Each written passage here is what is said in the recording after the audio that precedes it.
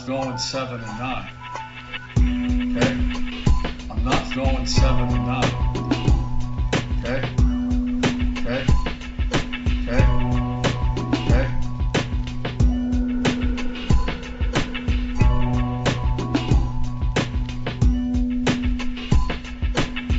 I'm not going 7-9. Okay?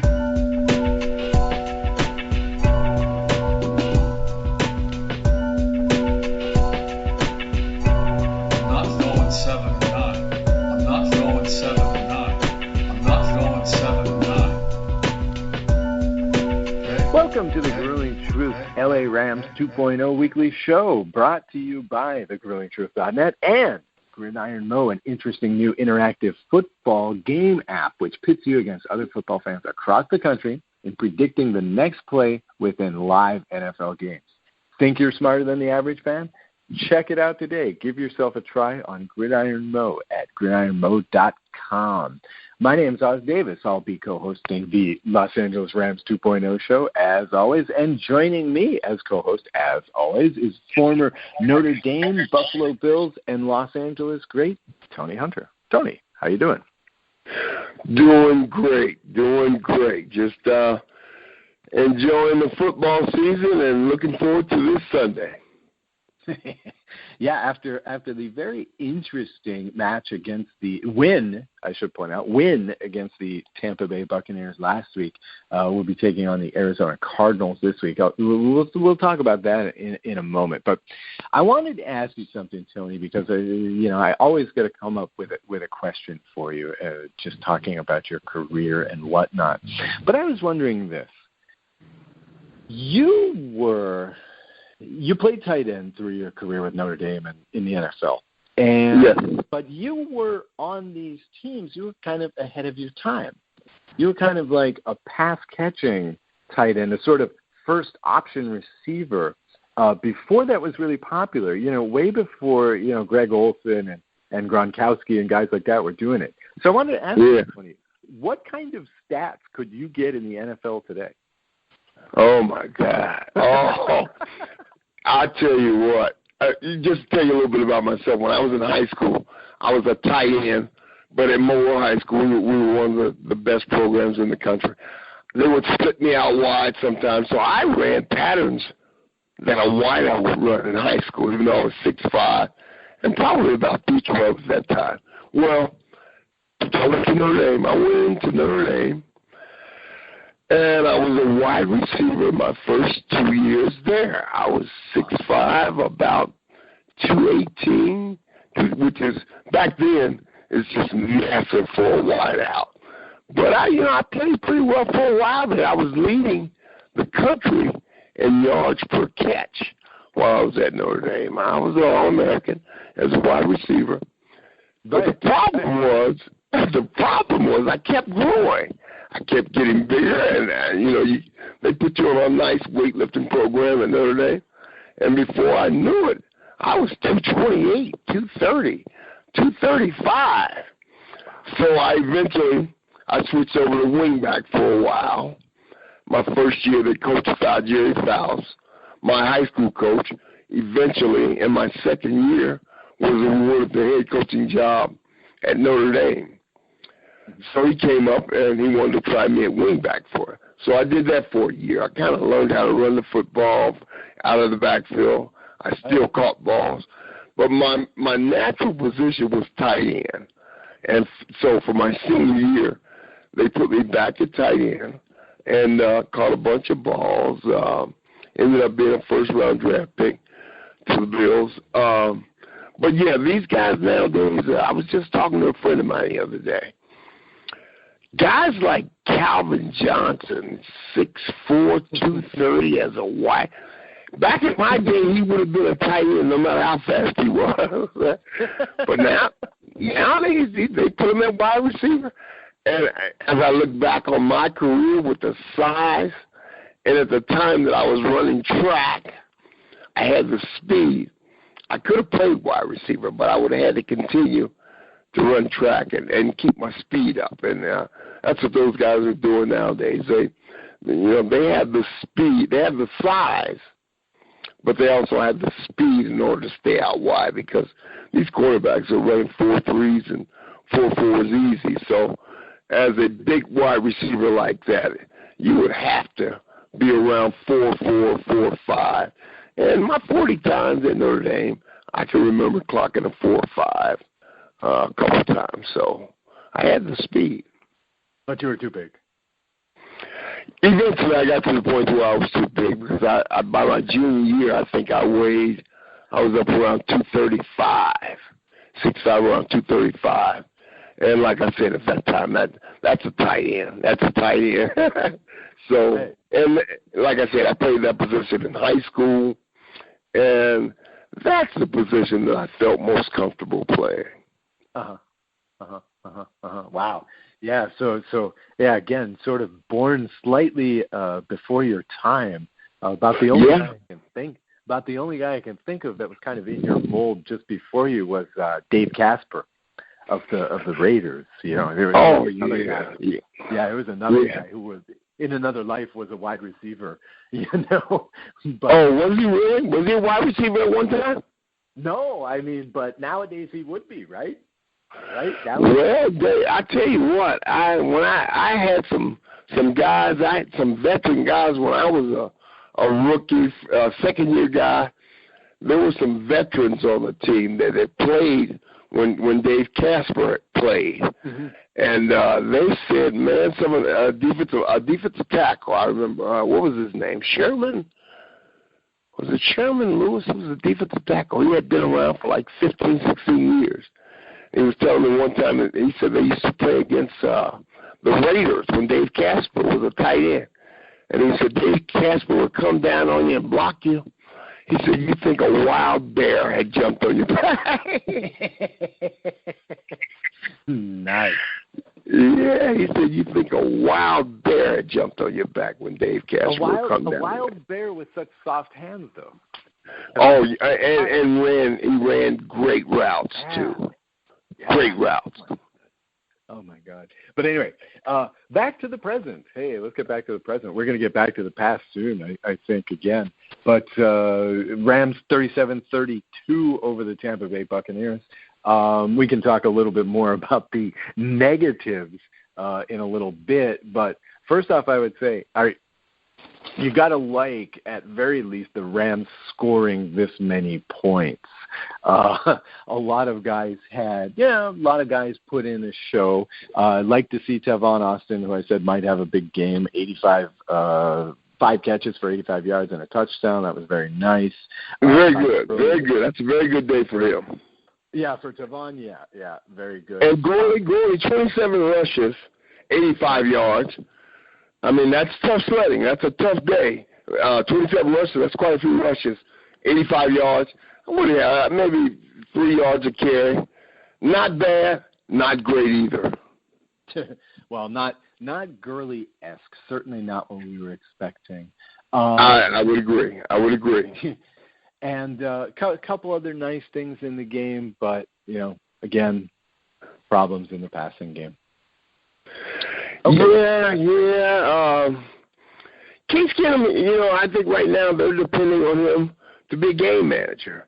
And their game plan is to let the defense dominate the game. And Case, we just want you out there not committing turnovers. Don't lose the game for us. And so far, so good. Hey, the Rams are 2-1, and they're in first place in the NFC West, which is incredible because that may be the toughest division in all of football. Mm-hmm. Well, yeah. I'm not so sure it's the toughest. I mean, you look at something like the NFC East with Philly and the Giants and Dallas in it, all of whom should be contenders by the end of the year, but probably the most competitive. Yeah. When you take Seattle and you've got Arizona and you've got the Rams now playing good football, they're right up there. They would be considered one of the toughest. And even here in Cincinnati, the Bengals, their division, that's the black and blue division.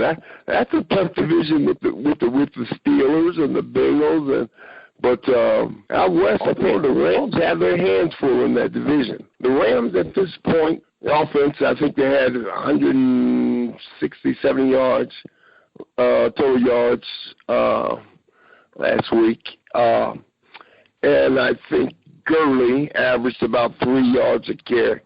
So it's pretty much the defense that's carrying the day for the Rams. And, well, that can be a successful way to approach games, because I saw the Chicago Bears do it back in 1985, carry that team to the Super Bowl and won it. So, you know, you have the Baltimore Ravens of 1999 as well.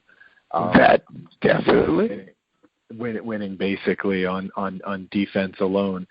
This is the character of the team, but when we say, and, you know, we talk about this a lot, when we say teams with no offense, you know, as long as the defense is great, they can compete. But this is really a team with no offense. You know, no one is scared of Case Keenum. Case had 2 touchdown passes in this game. Both of them were like over 45 yards, but most of those yards were after the catch. The other problem is that the first one was early in the first quarter. The second one was late in the fourth quarter. And in between, you have the same old. The opposition is stacking the box, and is just running into 7 defenders every time. Yeah, you know? Yeah. And we had Gurley. He had 27 rushes for 85 yards. You know, that's tough sledding.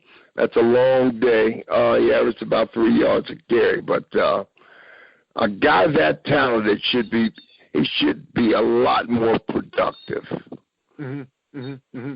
You're just waiting for him to break one off, because last year that's what was so exciting about this guy, is that, like, okay, he'd hit the line 2 or 3 times, and then on that fourth one it would just be boom, and he's just halfway down the field. Right. But yeah, they just have too many guys that are crowding the line of scrimmage right now, and you know, it's only going to get worse. They have Arizona coming up this week. They have a great defense. Teams they're looking at the films. They're seeing that the Rams are really struggling throwing the football, and that Gurley is really the only threat offensively at this point. So they're going to continue to crowd the line of scrimmage and send everybody after Gurley. So it's only going to get worse before it gets any better. But the thing that's carrying the day right now for them is our defensive line and our defensive play, period. So. The unfortunate thing, and I wanted to talk about this, so I'm glad you brought it up. The unfortunate thing about the defense is this is going to be a really interesting game when Arizona gets the ball, because here's the thing: Arizona has a heck of a lot of good wide receivers on this team, and in fact, I was thinking about this earlier. Arizona has been a bit of a disappointment starting the season 1-2. But that dude, Larry Fitzgerald, is just ageless. Still one of the top, I'd say, 2 or 3 wide receivers in the game. A guy like that is going to eat the Rams secondary's lunch. I would have to agree with you on that. He's experienced. He's been around for a long time. And, you know, he really learned his craft as a ball boy for the Minnesota Vikings back when Chris Carter and Randy was there. Right. He would watch those guys every day in practice, and he was a ball boy for them. And then he goes on, I believe it's Minneapolis. He goes on to be a high school All-American, All-State, and went on to play in college and become a great player. But he really learned his craft starting off watching Chris Carter and those guys up there with Minnesota. And that's a pretty good crew to learn from, because Chris Carter, I mean, he was fanatic as far as watching game films, and he actually taught Randy a lot when Randy came in as a rookie. Chris Carter kind of took him under his wing and showed him how to watch film, showed him some of the tendencies of the defensive back, what to look for in coverage, and that really made a big difference in Randy Moss's career. Absolutely. Yeah. Interesting that you brought that up because, of course, in Los Angeles, we have our own guy on the sidelines watching all the action and trying to learn things. Not the ball boy, unfortunately, rather the number 1 overall pick. But I know, Jared. The other thing I wanted to add about the Cardinals on offense is this. Carson Palmer, especially lately, has become well known for giving the ball up under pressure. And there are a few teams in the league that can apply the pressure like the Rams. So could be interesting. The front 7 is going to have to get to Palmer before he can get the ball out. Basically, it's going to be the struggle when the Cardinals are on offense this week. Yeah, I look forward to be a highly contested game because I think our defense with the Rams can play with anybody. I really do, and it's mainly because of that front wall that we have. I think they can play with anybody. I think they're going to put pressure on Carson and make it tough for him all day. But as you said, Arizona has a crew of talented wide receivers, very talented wide receivers, and their scheme is just wide open. It's very tough to stop. So if we're not putting pressure on Carson, it's going to be a long day for us because we can't match those guys point for point because our offense is simply we're not at that point right now.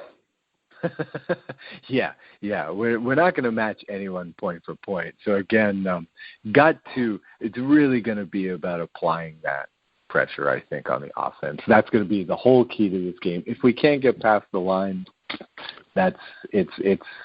we can't win any other way. We're still.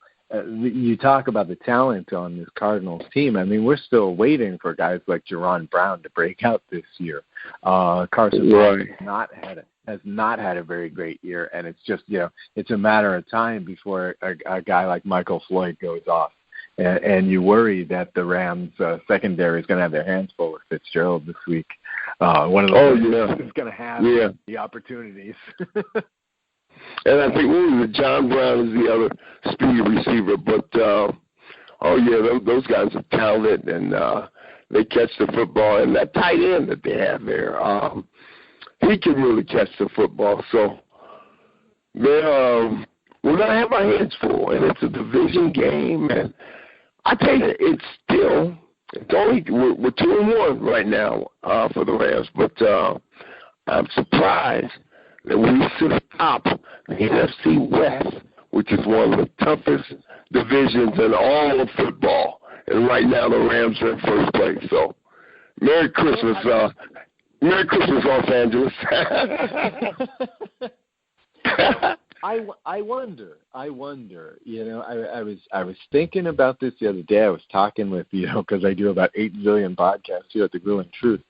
So I was speaking with somebody, I don't even remember who, the other day, and just, maybe the NFC West is that weak division in the NFL this year.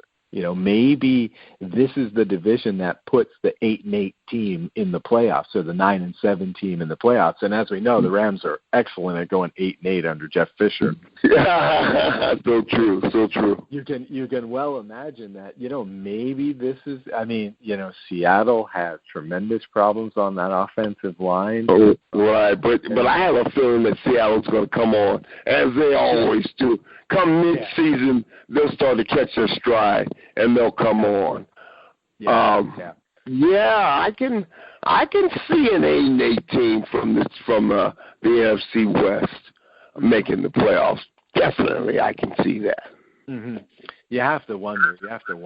None of these teams, except for the Rams, none of these teams has played up to expectations so far. And you wonder, every year we're surprised. I always rant about this, but every year you go into the season and, you make your predictions for the playoffs and the Super Bowl and whatnot, and it's always similar to what happened the year before. But there are always teams that drop out of the playoffs. There are always teams Right. Injuries are such a big part of football.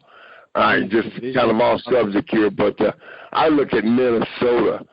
They're undefeated right now, and they've lost Adrian Peterson. They've lost their starting quarterback, Teddy Bridgewater. How in the world? It's defense. They're winning because of good defense, and I think that's the one thing that the Rams are hanging their hat on this year is that good defense. And as long as Case Keenum continues to manage the game and watches his turnovers, we might be surprised where the Rams end up this year. It's like the 70s again. We got the fearsome foursome in Los Angeles, and they got the purple people eaters over there in Minnesota. Right. 70s flashback. Yeah, but that's unbelievable that they're undefeated right now, and they just keep winning. And that head coach that's up there used to be here in Cincinnati for the Bengals. He's doing a fantastic job up there. And my old offensive coordinator, he was actually the tight ends coach when I was with the Rams, North Turner. He was my tight ends coach when I was with the Rams. He's the offensive coordinator up there in Minnesota right now. So That's right. Yeah, he's doing a fantastic job developing Teddy Bridgewater, bringing him along real slow, and the kid was really starting to turn the corner this year. He was playing good football. His teammates loved him. But that's North Turner, my old tight end coach. That's the coordinator up there that's running the offense up in Minnesota. And he was with John Robinson when I was with the Rams, and John Robinson was the head coach out of USC, and North came from USC with him. In fact, North Turner recruited me out of high school to go to USC.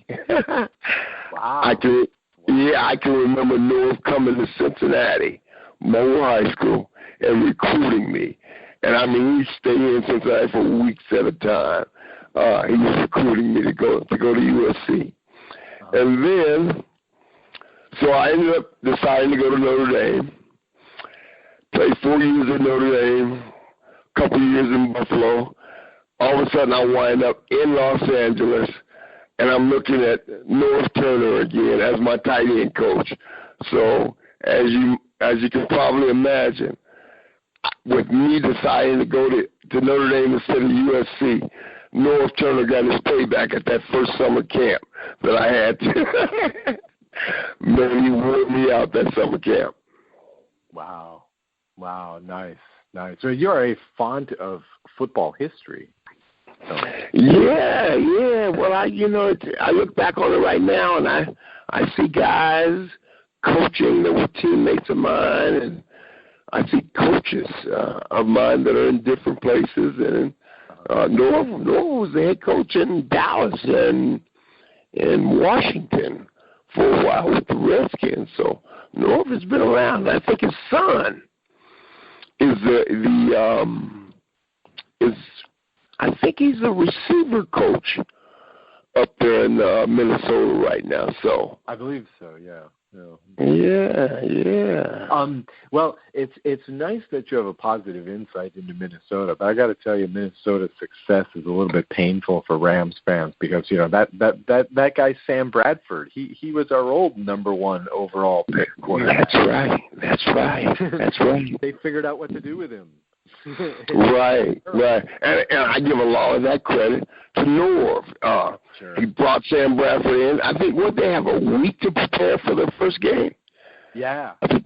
About a week. And they got him up to speed. Norv was able to put in enough of the offense in order to be effective, but they got him up to speed. And they actually won that first game out there, and they won the last 2. So. Yep. I believe Bradford has yet to throw an interception yet. Oof. Incredible. Really painful. So much of your success in the NFL depends on the system that you go into. I can remember coming out of college, and Dan Marino, he was a good quarterback at Pitt, but he really caught his stride down there with Miami. and he was drafted in the first round of Miami when Don Shula was down there. And that system that Don Shula had really allowed for him to mature and really highlighted the things that he did well. And he became a Hall of Fame quarterback. And in college, he was an All-American, but I don't think you would have been able to predict that he would have become a Hall of Fame NFL-type quarterback. But the system that he was fortunate enough to be drafted in allowed for him to really blossom and mature. So that's a key. That's key whenever a person gets drafted out of college, looking at the system they go into. Yeah, isn't that the way? I mean, here you have a guy that's coming out of, whatever they call it, Division I AA.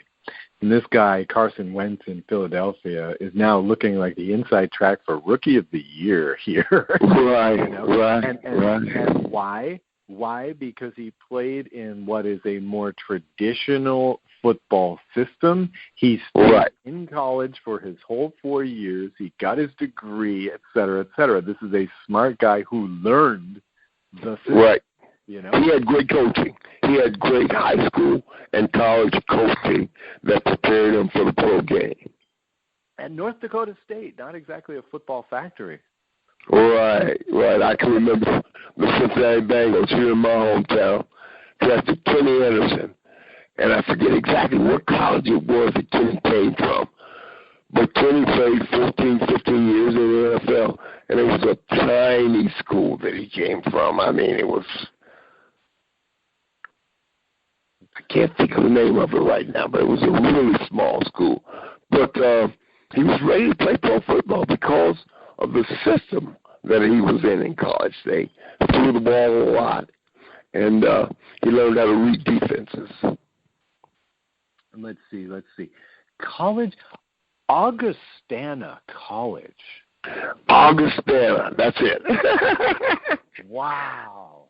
Can you believe that? Illinois, okay. It is a private liberal arts college, 2,500 students. Wow. That's where Kenny Anderson came from.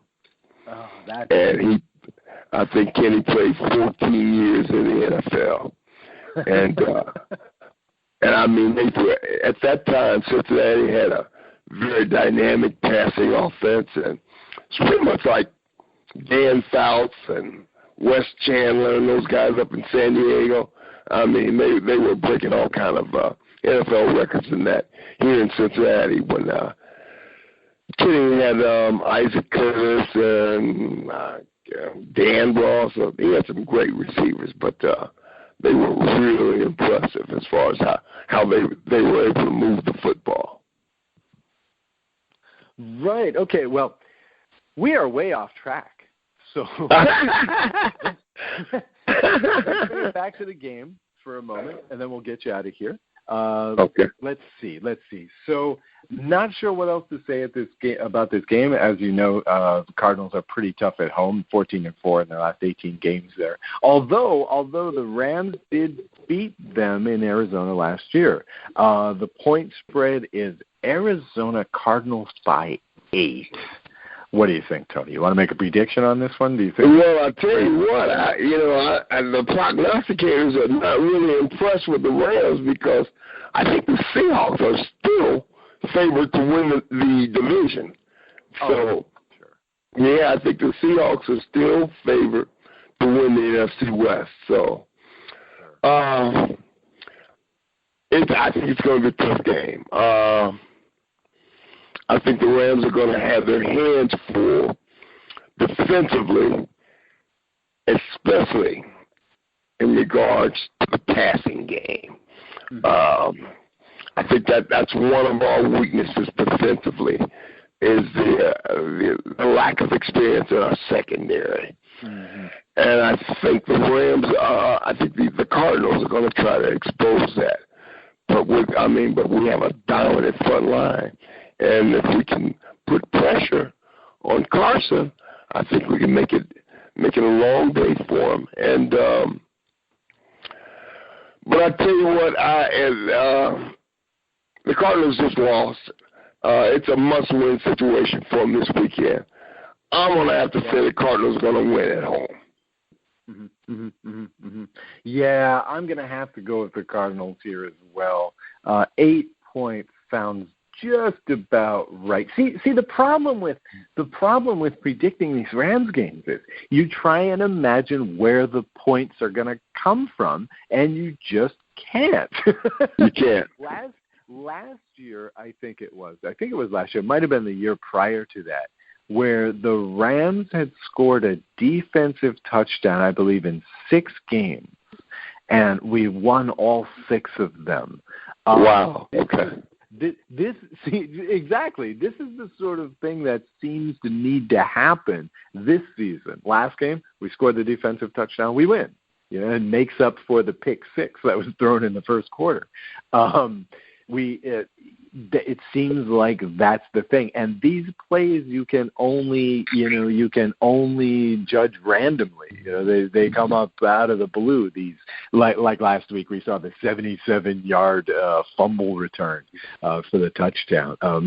So it's so hard to imagine where the Rams are going to get these points. I have to say that I'd have to say that this feels like a 23-14 game. You know, at best. 23-14, yeah? Yeah, something along this line, 24-14, something along this line. I say Cardinals by about 10, I think. Just because, again, I can't see where we're going to get these points. Where we're going to get points from, yeah. When you score 4 touchdowns every 3 weeks, but only in one game, it's pretty hard to gauge, like, where these points are coming from. So, again, last week was fun. For that reason, just random stuff happening all over the place. But it's going to be a test for them. We're going to find out if they're for real or not. We're going to find out if the Rams are for real or not this weekend, because they're going to be playing a playoff caliber team, a team that has Super Bowl expectations this year. So we're going to really find out if the Rams are ready for showtime this week. So proclaims Tony Hunter, my co-host here at the Los Angeles Rams 2.0 weekly show.